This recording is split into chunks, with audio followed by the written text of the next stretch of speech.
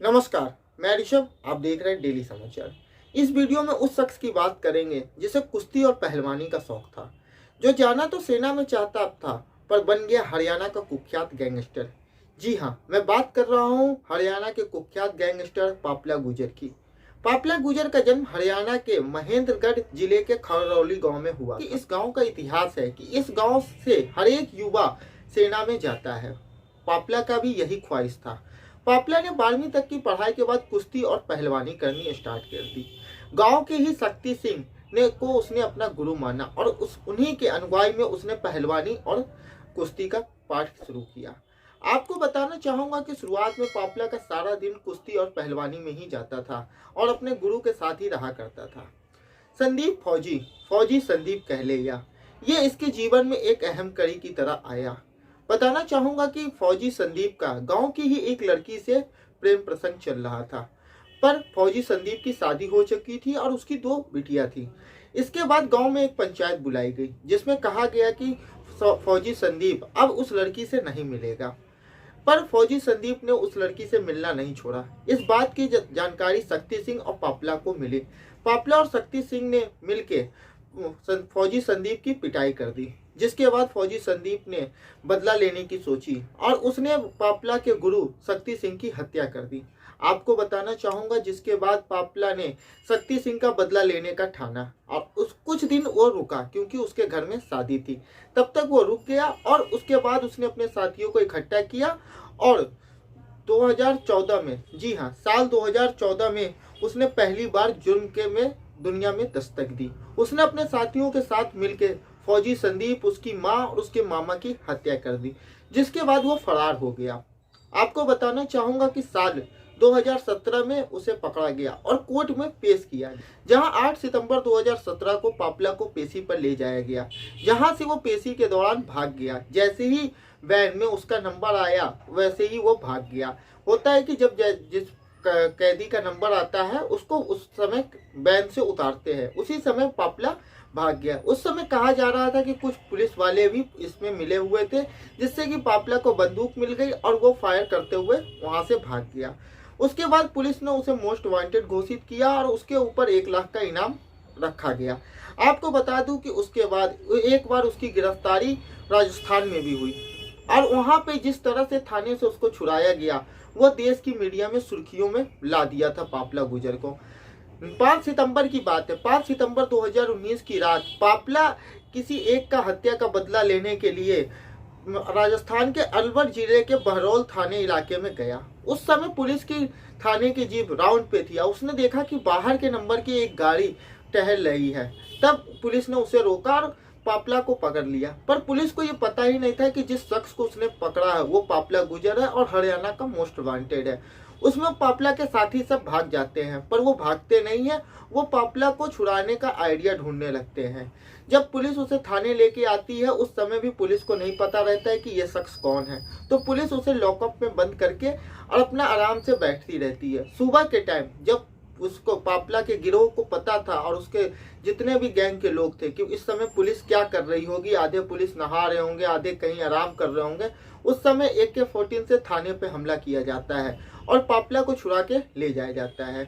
उसके बाद पापला गुजर पे 5 लाख का इनाम घोषित कर दिया जाता है, जिसके बाद पापला महाराष्ट्र भाग जाता है और वहां पे एक अलग पहचान से रहना शुरू कर देता है।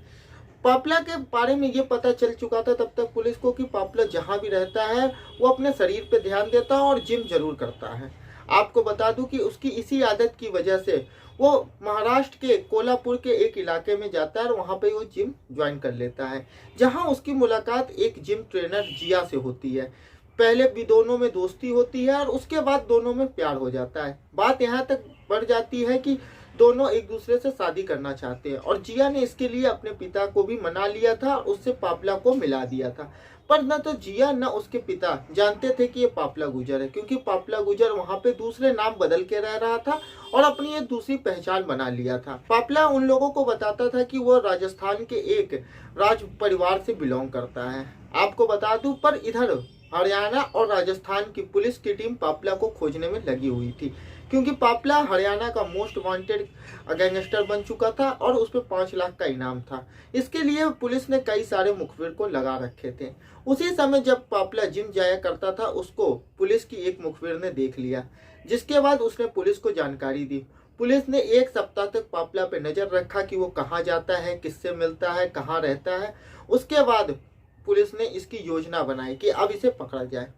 उस देर रात पापला जहाँ रहता था, 3 मंजिल की बिल्डिंग थी, तीसरे फ्लोर पे पापला रहता था। वहां पे उस पुलिस ने चारों तरफ से उसके घर को घेर लिया। पर जब वो पुलिस वहां पहुंची तो वो ये लोग सब पुलिस सादे ड्रेस में थी, तो वहां के लोगों को लगा कि कोई गुंडे उंडे आ गए, तो वहां के लोग शोर मचाने लगे।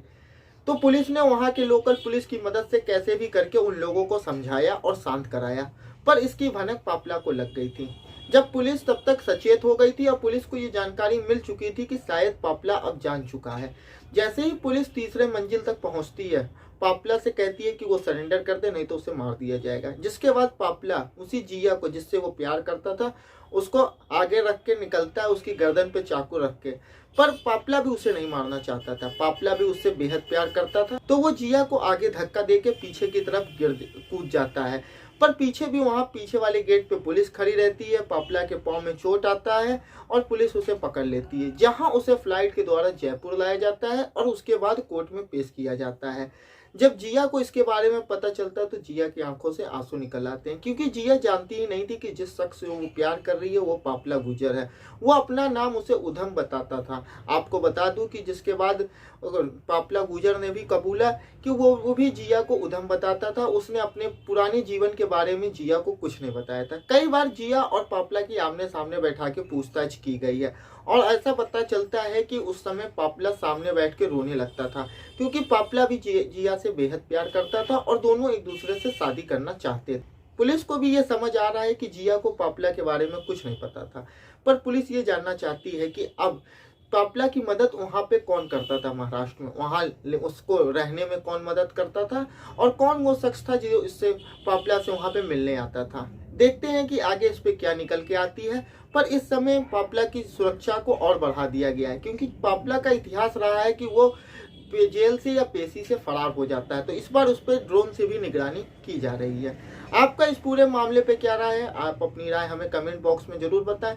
अगर इस वीडियो में कुछ छूट गया हो तो उसके लिए माफ़ी, आप हमें कमेंट बॉक्स में बता सकते हैं। आपके कमेंट को वहाँ पे पिन कर दिया जाएगा। अगर कोई गलती हुई है तो उसके लिए क्षमा चाहते हैं। इस चैनल पे पहली बार आए हैं तो इसे सब्सक्राइब करना ना भूलें। वीडियो को लाइक और शेयर करें। वीडियो देखने के लिए